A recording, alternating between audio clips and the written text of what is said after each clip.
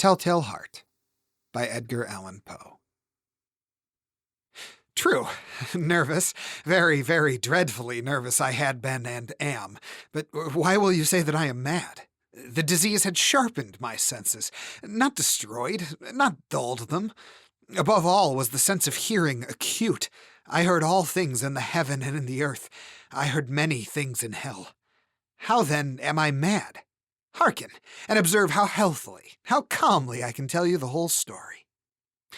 It is impossible to say how first the idea entered my brain, but once conceived it haunted me day and night.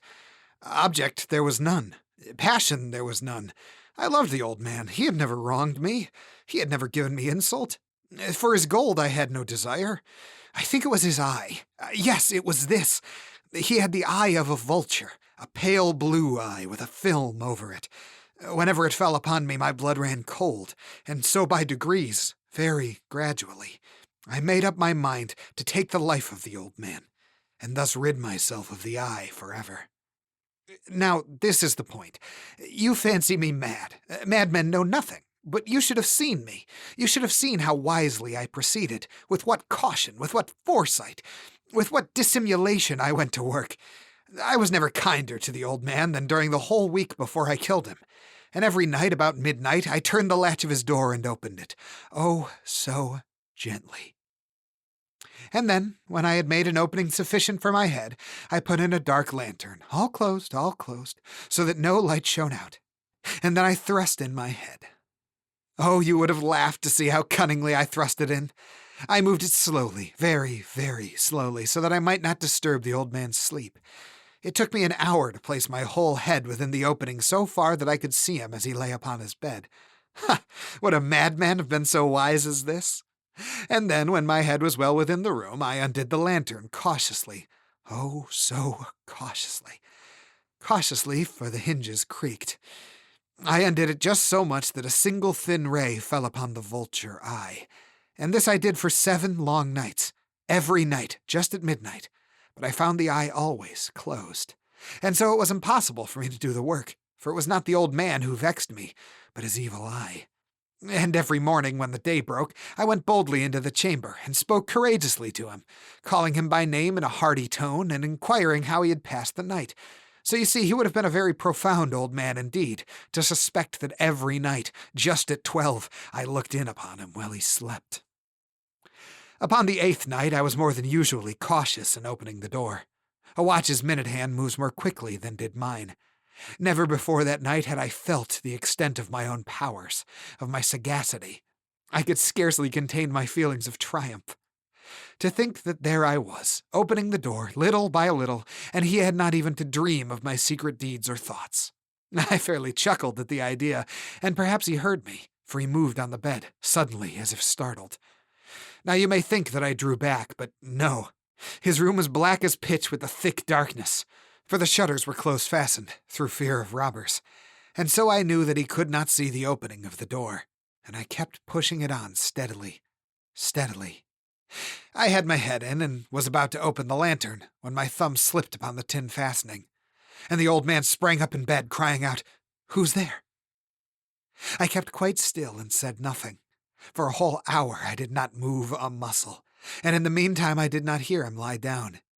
He was still sitting up in the bed, listening, just as I have done, night after night, hearkening to the death watches in the wall. Presently I heard a slight groan, and I knew it was the groan of mortal terror. It was not a groan of pain or of grief.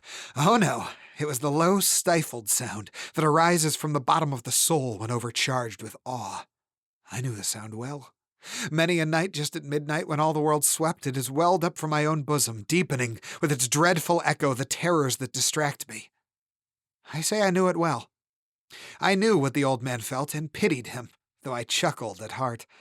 I knew that he had been lying awake ever since the first slight noise, when he had turned on the bed. His fears had been ever since growing upon him. He had been trying to fancy them causeless, but could not. He had been saying to himself, "It is nothing but the wind in the chimney. It is only a mouse crossing the floor, or it is merely a cricket which has made a single chirp." Yes, he had been trying to comfort himself with these suppositions, but he had found them all in vain. All in vain, because death, in approaching him, had stalked with his black shadow before him and enveloped the victim.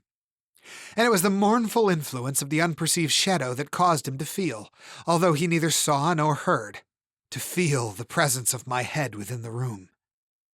When I had waited a long time, very patiently, without hearing him lie down, I resolved to open a very, very little crevice in the lantern.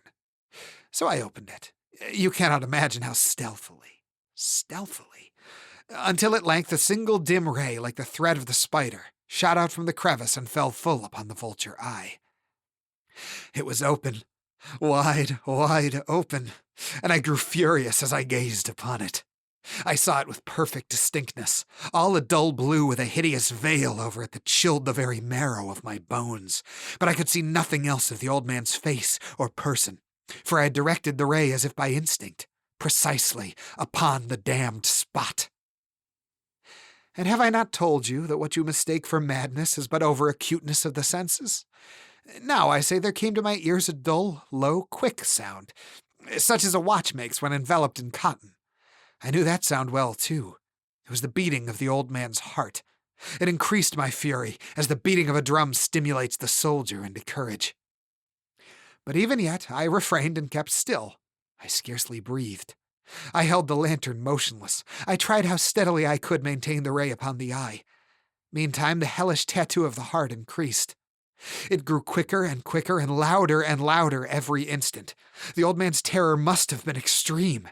It grew louder, I say, louder every moment. Do you mark me well? I have told you that I am nervous. So I am. And now at the dead hour of the night, amidst the dreadful silence of that old house, so strange a noise as this excited me to uncontrollable terror. Yet for some minutes longer I refrained and stood still. But the beating grew louder. I thought the heart must burst. And now a new anxiety seized me. The sound would be heard by a neighbor. The old man's hour had come. With a loud yell, I threw open the lantern and leapt upon the room. He shrieked once only. In an instant, I dragged him to the floor and pulled the heavy bed over him. I then smiled gaily to find the deed so far done. But for many minutes the heart did beat on with a muffled shout. This, however, did not vex me. It would not be heard through the wall. At length it ceased. The old man was dead. I removed the bed and examined the corpse. Yes, he was stone dead. I placed my hand upon the heart and held it there many minutes. There was no pulsation. He was stone dead. His eye would trouble me no more. If you still think me mad, you will think so no longer when I describe the wise precautions I took for the concealment of the body. The night waned, and I worked hastily, but in silence. First of all, I dismembered the corpse. I cut off the head and the arms and the legs. I then took up 3 planks from the flooring of the chamber and deposited all between the scantlings.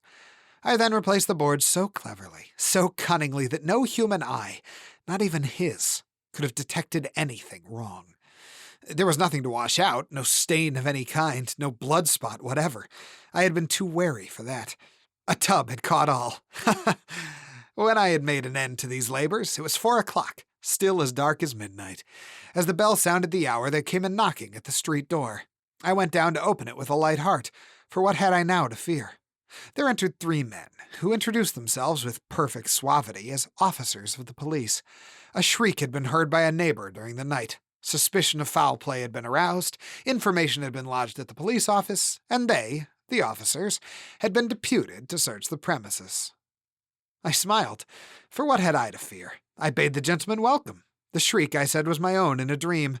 The old man, I mentioned, was absent in the country. I took my visitors all over the house. I bade them search well. I led them at length to his chamber. I showed them his treasures, secure, undisturbed. In the enthusiasm of my confidence, I brought chairs into the room, and desired them here to rest from their fatigues, while I myself, in the wild audacity of my perfect triumph, placed my own seat upon the very spot beneath which reposed the corpse of the victim. The officers were satisfied. My manner had convinced them. I was singularly at ease. They sat, and while I answered cheerily, they chatted of familiar things. But ere long, I felt myself getting pale and wished them gone. My head ached, and I fancied a ringing in my ears. But still they sat and chatted. The ringing became more distinct. It continued and became more distinct. I talked more freely to get rid of the feeling, but it continued and gained definiteness, until at length I found that the noise was not within my ears. No doubt I now grew very pale, but I talked more fluently, and with a heightened voice, yet the sound increased.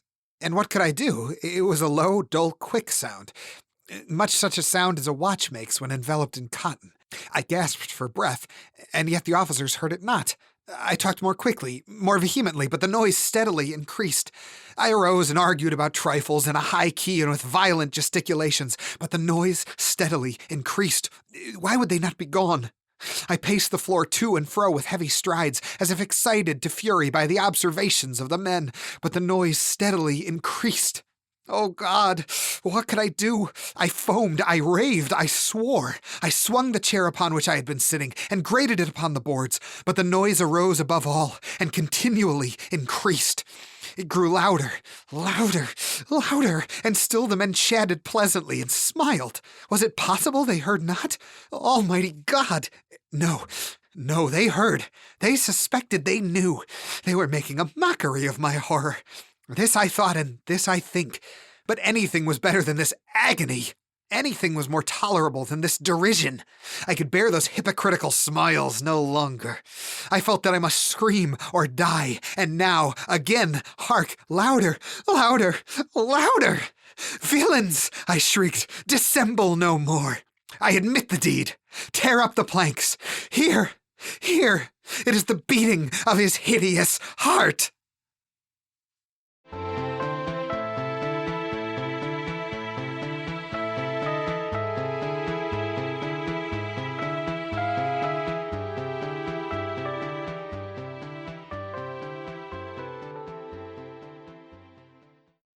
Ugh. Jesus, got lightheaded there.